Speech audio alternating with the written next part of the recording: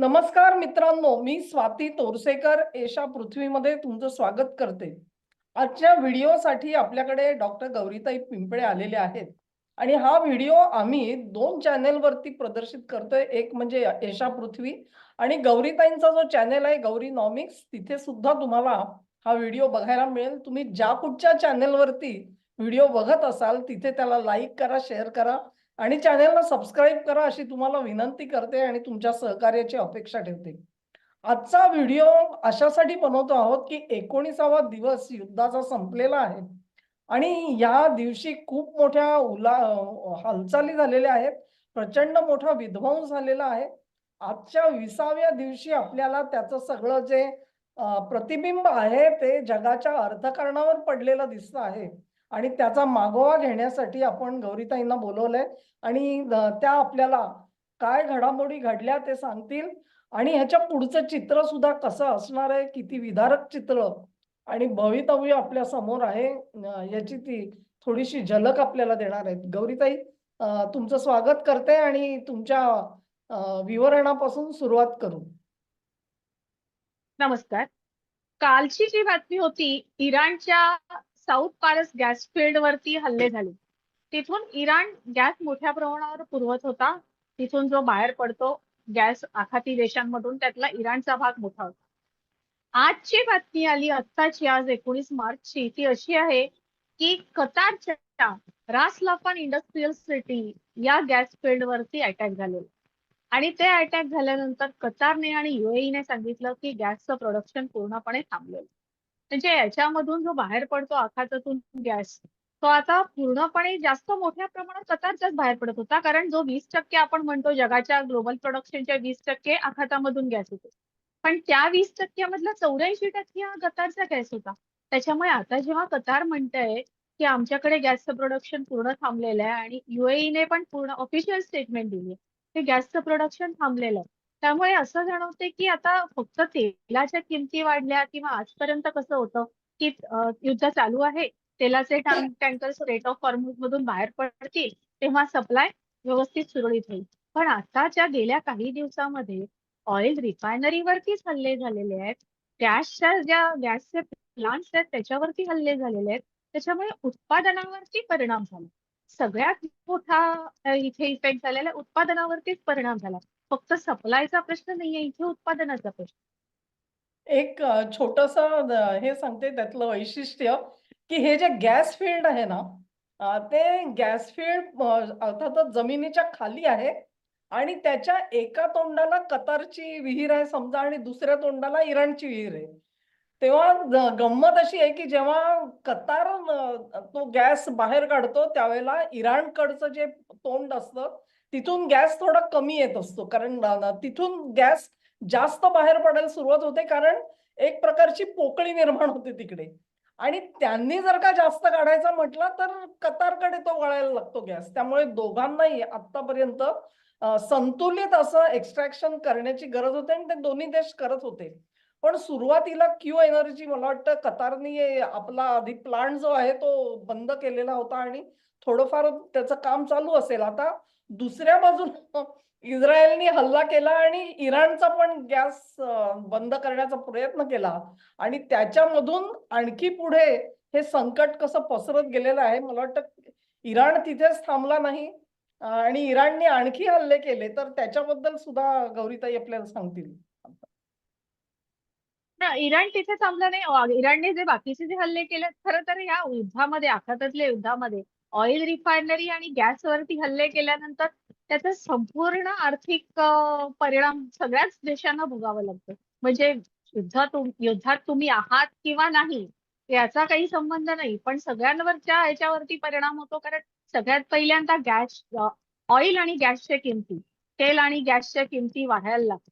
आता असं झालंय, या किमती वाढायला लागल्यामुळे झालं असं की डॉलरची मागणी वाढलेली आहे. डॉलर बहुतेक देश आजही डॉलरमध्येच तेल आणि गॅसचा जे व्यवहार आहे तो डॉलरमध्येच करतायत, अमेरिकेच्या डॉलरमध्ये. डॉलरची मागणी वाढल्यामुळे झालंय असं, बाकीच्या देशांच्या करन्सीज आहेत त्या घसरलेल्या आहेत आणि त्याच्यामुळे त्याचबरोबर सोन्या चांदीचे दरही पडलेले आहेत. कारण कसं असतं, जेव्हा डॉलरची मागणी वाढते तेलाच्या किमती मोठ्या प्रमाणावर वाढल्यानंतर सगळ्यांकडेच डॉलर तेवढ्या प्रमाणात असतात असं नाही सगळ्या देशांकडे. काही ठराविक देश डॉलर वगळून व्यवहार करतायत, पण अजून तरी सगळे देश करत नाहीये. त्यामुळे सगळ्या देशांकडे तेवढ्या प्रमाणात डॉलर नसतात. मग कधी कधी असं होतं की त्यांच्याकडे असलेलं सोनं आणि चांदी मार्केटमध्ये त्यांना सेल ऑफ करावं लागतं, विकावं लागतं आणि त्याच्यामधून डॉलर घ्यावे लागतात आणि मग तेल खरेदी करावी लागते. आता या सगळ्यामध्ये झालंय असं, या सगळ्या प्रकारामध्ये तेलाच्या किमती वाढलेल्या आहेत, सप्लाय वरती इफेक्ट आलाय, पण प्रोडक्शन वरती पण इफेक्ट आलाय. त्याच्यामुळे अजून किती महिने हे चालू राहील त्याच्यावरती प्रश्नचिन्ह उपस्थित राहिलंय. म्हणून आज डॉलर जास्त स्ट्रॉंग आहे. आज मला वाटते रुपयाने पण $1 बरोबर 93 रुपयापेक्षा जास्त असा काहीतरी रुपया घसरलेला आहे. त्याचबरोबर युरो, पाऊंड, येन, युआन जवळजवळ सगळे चलन घसरलेले आहेत. त्याचं कारण हे आहे की या तेलाच्या किमती आणि गॅसच्या किमतींचे व्यवहार डॉलरमध्ये होतात. डॉलरची मागणी वाढली, डॉलरची मागणी वाढली वाढली आणि डॉलर स्ट्रॉंग झाला. म्हणून आज बाकीचे चलन पडलेत आणि सोनं आणि चांदी सुद्धा पडलेला आहे. म्हणजे हा पहिला टप्पा आपण बघितला, आर्थिक परिणाम काय होतात त्याचा. तर त्याच्यामध्ये मी थोडंसं एक्सप्लेन करेन असं की जो भाग की आपण ज्यावेळेला म्हणतो की तेलाचे भाव वाढलेले आहेत, गॅसचे भाव वाढलेले आहेत, तर त्याचा थोडासा अर्थ समजून घ्यायला पाहिजे. हे जे ज्याला आपण खनिज तेल म्हणतो ना, त्याचे ज्या वेळेला भाव वाढतात, तेव्हा काय होतं नेमकं की खनिज तेल आणलं जातं कारखान्यामध्ये शुद्धीकरणासाठी. ते शुद्धीकरणाची जी प्रक्रिया आहे त्याच्यामधून अनेक बाय प्रॉडक्ट्स मिळत असतात. अगदी तुमच्या डांबरापासूनची सगळी असतात. टोलुइन आहे त्याच्यात अनेक गोष्टी आहेत. संपूर्ण इंडस्ट्रीमध्ये ज्याला सॉल्व्हंट म्हणतात म्हणजे द्रवण ज्याला करण्यासाठी म्हणून वेगवेगळे सॉल्व्हंट्स लागतात. ते सगळे सॉल्व्हंट या प्रक्रियेमधून बाहेर पडतात. म्हणजे एक प्रकारे केवळ तुम्हाला आणि मला माहिती असलेलं वाहनात घालायचं पेट्रोल किंवा डिझेल ह्याच्यापुरता हा प्रश्न मर्यादित नाहीये किंवा घरगुती गॅस जो आहे तो गॅस वापरण्यापुरतं मर्यादित नाहीये. हा गॅस आहे अनेक ठिकाणी कारखान्यांमधून सुद्धा वापरला जातो प्रोडक्शनसाठी. हाही गोष्ट लक्षात ठेवा. म्हणजे असं जेव्हा म्हणतात ना, की तेलाचे भाव वाढतात त्यावेळेला प्रत्येक इंडस्ट्रीला त्याचा चाप बसतो. कारण केमिकल इंडस्ट्री तर केवढी मोठी इंडस्ट्री आहे तुम्हाला माहिती आहे. ती वापरणारी इंडस्ट्री किती मोठी असेल त्याचा विचार करा. ह्या सगळ्यांवरती दरवाढीची कुऱ्हाड कोसळायला सुरुवात होते आणि त्याचा परिणाम कसा होत असतो बघा. आता दुसरा परिणाम असा आहे, की फर्टिलायझर म्हणजे ज्याला आपण खत म्हणतो. कृत्रिम खतं त्याची सुद्धा दर वाढणार आहेत आणि त्याची टंचाई होणार आहे. भारताचा विचार केला तुम्ही तर आपला आता खरीप हंगाम येतो आहे आणि आपल्याला सुद्धा तजवीज नेहमी करावी लागत असते. तेव्हा या दोन्हीमध्ये एकतर त्या गौरीताईंनी सांगितलं, की डॉलरची डिमांड वाढली म्हणजे काय झालं नेमकं? तर प्रत्येक देशाकडे आपलं एक नियोजन असतं, की मला एप्रिल महिन्यामध्ये समजा मला $10 बिलियन लागतात. मला मे महिन्यामध्ये 15 लागतात. जूनमध्ये मला $20 बिलियन लागतात. त्या हिशोबाने ते आपल्याकडे करन्सी ठेवलेली असते. पण जेव्हा भाव वाढतो आणि काही ठिकाणी मला वाटतं आता दीडपट, दुप्पट व्हायला लागलेत भाव. तेव्हा $10 बिलियन तजवीज तर केलेली असते. पण जेव्हा अचानक 20 लागणार आहेत, तेव्हा त्यांना डॉलर बाजारातून विकत घ्यावे लागतात आणि ते विकत जेव्हा तुम्ही घेता, तेव्हा डॉलर हा स्ट्राँग होतो कारण त्याची एकंदरीतच मागणी वाढत जाते. तेव्हा हे सगळं चक्र आहे.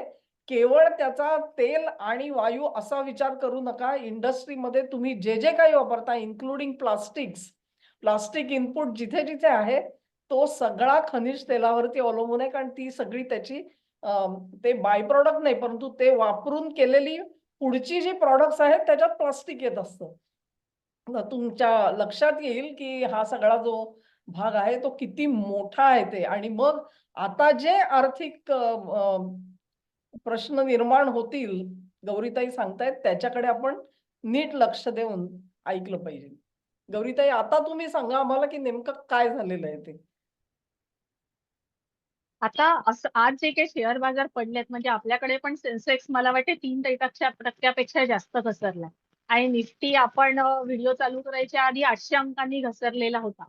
तर ह्या ज्या बातम्या आजच्या आल्या की गॅस फील्ड वरती जो अटॅक झालेला आहे त्याच्यामुळे आता एक लक्षात आलं की उत्पादन थांबलेलं आहे. सप्लाय चेन चालू झाली तरी उत्पादन थांबलेलं राहणार आहे. ते पुढे कधी चालू होईल याचा अंदाज नाही. त्यांना किती महिने लागतील ते परत पुन्हा त्या लेवलला उत्पादन यायला, त्याचा अंदाज नाही. याचा परिणाम काय होणार?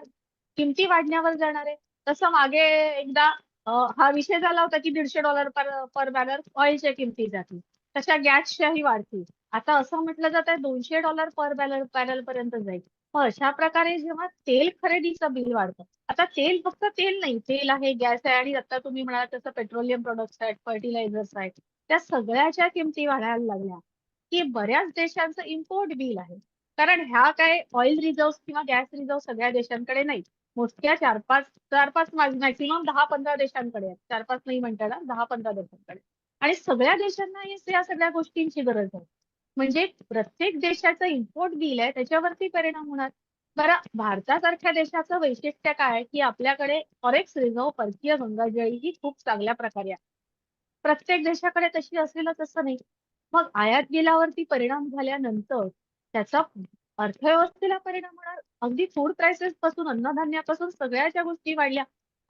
फूड प्राइसेस वाढले, ट्रान्सपोर्टेशन कॉस्ट वाढली, तेलाच्या किमती तर वाढणारच आहे.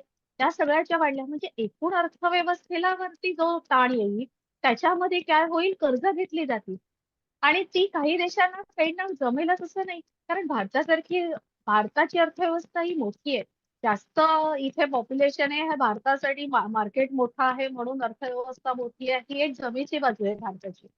पण काही लहान लहान देश आहेत ते $10 बिलियन इम्पोर्ट बिलाने पण कोसळून जातील. तर हे जे काही वाढलेलं जे आहे त्याचा जो परिणाम होईल अगदी ते लहान लहान देशांवरती, तो म्हणजे आपल्याला भीती निर्माण होईल असं काही ऊर्जा संकट येईल आणि त्याचा आर्थिक परिणाम अशा प्रकारे होतील का काय, असं वाटायची थोडीफार चाहूल लागलेली आहे. आणि त्याचा परिणाम हा सगळ्याच ग्लोबल स्टॉक मार्केट्समध्ये आज दिसलेला. अगदी डो जोन्स जो आहे अमेरिकेचा, तोही आपल्याकडे आज सकाळी त्यांच्याकडची रात्र जेव्हा बंद झाला 800 अंकांनी घसरले. सॉरी, $800 बिलियन, 800 अब्ज डॉलर्सचं नुकसान झालं होतं. आता त्यांच्याकडे उघडेल अमेरिकेमध्ये स्टॉक मार्केट, तेव्हा कळेल किती पडेल. पण एकूण ऊर्जा संकट आहे याची चाहूल लागली आणि त्याचे अर्थव्यवस्थांवर परिणाम होतील हे जाणवायला लागल्यावरती फायनान्शियल असेट्सच्या व्हॅल्यू खाली येतात. आता थोडंसं परत एकदा मी एक्सप्लेन करते ते अशासाठी, की जेव्हा आपण म्हणतो की किमती वाढत जाणार आहेत, म्हणजे प्लास्टिकची किंमत वाढणार आहे, तुमच्या खताची किंमत वाढणार आहे, याचा अर्थ काय लक्षात घ्या. माणसाला जो पगार मिळतो ना, समजा तुम्हाला ₹50,000 पगार आहे आणि त्याच्यात तुम्ही तुमचं बजेट सगळं बसवलेलं असतं. तर त्याच्यामध्ये ह्या किमती जेव्हा वाढतात, त्यावेळी तुम्ही काय करायला लागता, ट्रान्सपोर्टेशनची किंमत वाढली. तुम्ही दर महिन्याला समजा तुम्ही ₹2,000 खर्च करत असाल समजा तुमच्या येण्या-जाण्यावरती. तर ते जर का 2,000चे 2,500 झाले, 3,000 झाले, तर ते ₹1,000 जे जास्तीचे खर्च होणार आहे, ते तुम्हाला दुसरीकडे कुठेतरी बचत करावी लागते. मग ती जी बचत आहे, ती कदाचित तुम्ही सिनेमा बघणं कमी कराल किंवा तुमचे कपडे घेणं बंद कराल कदाचित. आणखी कुठे प्रवासासाठी जाणार असाल तर बंद कराल. ज्या जीवनावश्यक वस्तू आहेत, त्या तर चालू राहतील. कदाचित तुम्ही फोनचा वापर कमी कराल, इंटरनेटचा वापर कमी कराल. कारण सरतेशेवटी तुम्हाला मिळणारा पगार तेवढाच आहे आणि म्हणून तुम्ही तो त्याच्यामध्ये बसवण्याचा प्रयत्न कराल. पण ह्यानी होईल काय लक्षात घ्या, की तुमचा तुम्ही खर्च जेव्हा आवाक्यात आणायला सुरुवात करता त्यावेळेला तुम्ही ज्या वस्तू घेण्याचं टाळायला लागतात त्या इंडस्ट्रीचा विचार करा. त्यांची मागणी कमी झाली, की त्यांचा टर्नओव्हर कमी होतो. मग ते म्हणतात, की मला एवढे आता नोकर वर्ग परवडत नाही, मी नोकर कपात करतो. अशा तऱ्हेने हे दुष्टचक्र आहे एक प्रकारे आणि हे म्हणजे भाववाढ आणि त्यातून मागणी कमी होणं, त्यातून मग कंपन्या बंद पडणं किंवा नोकर कपात होणं, ह्या सगळ्या गोष्टी त्याचा जो परिणाम आहे तो तुम्हाला स्टॉक मार्केटवर दिसतोय. कारण स्टॉक मार्केटमध्ये त्यांना उद्योगाची भरभराट होईल अशा अंदाजाने शेअरचे भाव ठरलेले असतात. त्याच्यामध्ये आता मागणीत घट झाली, प्राइसेस वाढल्यामुळे, तर काय होईल ह्याची भीती बसल्याने शेअर मार्केट पडलेलं आपल्याला दिसतंय आणि त्या म्हणतात तसं सर्वात मोठा फटका जो आहे तो अमेरिकन शेअर मार्केटमध्ये आपल्याला बघायला मिळेल आणि जे आता काही तासामध्ये ओपन होईल तेव्हा त्याचा मागोवा आपल्याला घेता येईल. गौरीताई तुम्ही पुढचं. आता कसं आहे ह्याच्यामध्ये फक्त शेअर मार्केटचं व्हॅल्युएशन कमी झाली आहे आपण म्हणतो, म्हणजेच फायनान्शियल असेट वरती जो निगेटिव्ह इम्पॅक्ट होतोय, तोच जर आता म्हटलं गेलं ले ऑफ होतील, तर असे ले ऑफ झाले आणि ते खास करून जर IT सेक्टर मधले झाले, तर रिअल इस्टेटवर जो परिणाम होईल तो फार मोठा असेल. आणि रिअल इस्टेटवर परिणाम झाला की मग ते एक त्यांची साखळी आहे, त्या साखळीवरती तो परिणाम होईल. एक एक एक एक किती नाही म्हटलं तरी अर्थव्यवस्था म्हटली, वेगवेगळ्या अर्थव्यवस्था साखळ्या त्याच्यामध्ये एकमेकांशी निगडीत असतात आणि त्या एकमेकांना बांधलेल्या असतात. एक कुठेतरी तुटली की त्याचा परिणाम दुसऱ्या पुढच्या साखळीवरती होत जातो आणि हे धोकादायक चित्र दिसायला लागलेलं आहे. ते लवकर हे सगळं संपून, युद्ध संपून त्यांचं प्रोडक्शन वाढून नॉर्मल प्रोडक्शन सुरू व्हायला 5-6 महिने किंवा त्याच्यापेक्षा जास्त वेळ लागेल आणि मग तोपर्यंतचा जो काळ आहे तो थोडासा व्होलाटाईल, अस्वस्थता किंवा अनिश्चितता असा साधारण राहण्याचा एकूण अंदाज आज तरी अ, लक्षात आलेला आहे. असा अंदाज देता येईल असं लक्षात आलेलं आहे. हे ते म्हणजे परिस्थिती दोलायमान आहे लक्षात घ्या, की आता तर म्हणजे उत्पादन तर थांबवलेलं आहे या सगळ्या देशांनी. ते पुन्हा सुरू करायचं, पुन्हा ते सुरळीत होणार म्हणजे पूर्वपदावरती येण्यासाठी जो काळ लागणार आहे, तो कदाचित 3 ते 4 महिने, 6 महिन्यापर्यंत पण पुढे जाऊ शकेल. ते पूर्वपदावरती आल्यानंतर मग पुन्हा एकदा मागणी वाढायला म्हणजे सुस्थिर एक परिस्थिती निर्माण होणं, ह्याच्यासाठी बराच मोठा गॅप कालावधी जाणार आहे.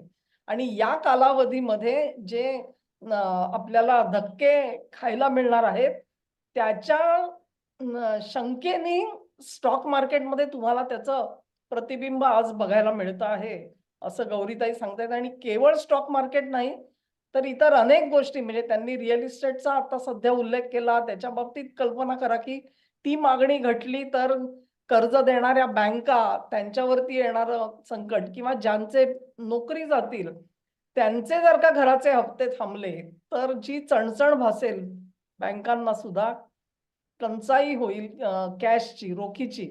त्यातून वेगवेगळी संकटं येत जातील. आणि हे संकट जे आहे ते केवळ भारतासाठी नाहीये, ते संपूर्ण जगात आलेलं संकट आहे. त्याच्यावरती एकच उपाय असा असू शकतो, की 20% पुरवठा ज्यावेळेला आणि उत्पादन दोन्ही ज्यावेळेला ठप्प झालेलं आहे, त्यावेळेला उर्वरित जगामध्ये ज्यांच्या कोणाकडे तेल आहे किंवा असा वायू आहे, त्यांना आपलं उत्पादन वाढवायला लागेल. कुठेतरी कॉम्पेन्सेट करता येईल. आणण्या-नेण्याचा खर्च कदाचित वाढू शकेल. कारण आपल्यासाठी गल्फ जे आहे ते अतिशय जवळ होतं. पण तुम्हाला उद्या जर का कॅनडातून किंवा व्हेनेझुएलातून तेल आणायचं म्हटलं, तर नॅचरली नेण्या-आणण्याचा खर्च तर तुमचा वाढलेला असणार आहे आणि आजच्या परिस्थितीमध्ये इन्शुरन्स कॉस्ट सुद्धा वाढलेली असणार आहे. तेव्हा थोड्याफार आणि मूळ पेट्रोलची किंमत सुद्धा वाढणार आहे, खनिज तेलाची.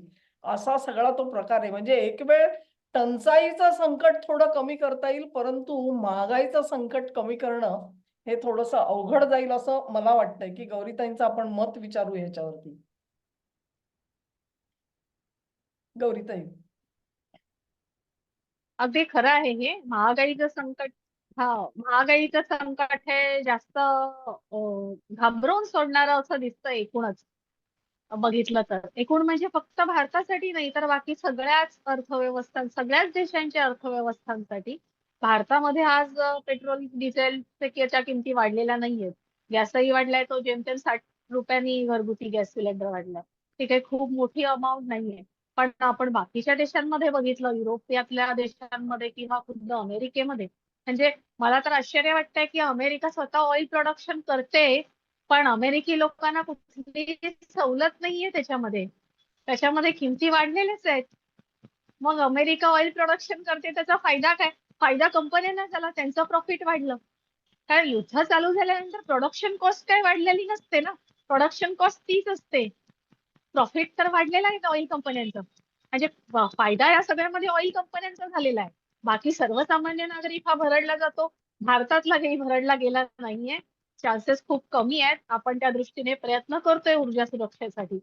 पण बाकीच्या देशांमध्ये आहे तो सर्वसामान्य नागरिक भरडला गेलाय. गॅसच्या किमती, तिथे असलेल्या गॅसच्या किमती किंवा त्याच्यासाठी लागलेल्या रांगा, जे फोटो बाहेर येत आहेत, तर म्हणजे बापरे, 2-2, 3-3 तासाच्या रांगा, असं काहीतरी विचित्र परिस्थिती आहे युरोपातल्या देशांमध्ये. तर हा सगळा जे काही येऊ घातलेलं संकट आहे ते थोडं भीतीदायक आहे एवढं नक्की. याच्यावरती उपाय म्हणजे जितके काय 5-6 महिन्याचा पुढचा अस्थिरतेचा काळ आहे, तो जर का कमी करायचा असेल तर पहिल्यांदा हे युद्ध थांबवण्याची गरज आहे. आणि तुम्ही बघाल तर आजच्या घडीला दोन्ही बाजूनी युद्ध थांबवण्याची मनस्थिती सुद्धा दिसत नाहीये. त्यामुळे इराणमध्ये तर सर्वोच्च नेतृत्व गारद झालेलं आहे. निर्णय कोण घेतंय याबद्दल सुद्धा शंका आहे. कारण त्यांनी त्यांचं सगळं स्ट्रक्चर जे आहे ते डिसेंट्रलाइज केल्यामुळे प्रत्येक प्रांतामध्ये निर्णय घेतले. आज दुसरी एक मोठी बातमी जी आलेली आहे, त्याचे व्हिडिओ बघायला मिळतायत. ते ऑथेंटिक आहेत का नाही माहिती नाही आणि सत्यासत्यता पडताळून बघायची आहे. पण इराणमध्ये खूप मोठे भूकंप झाल्याच्या बातम्या आलेल्या आहेत आणि हे भूकंप जे आहेत ते कदाचित त्यांनी केलेल्या न्यूक्लिअर टेस्टमुळे झालेले असू शकतात, असं काही जण मत व्यक्त करतायत.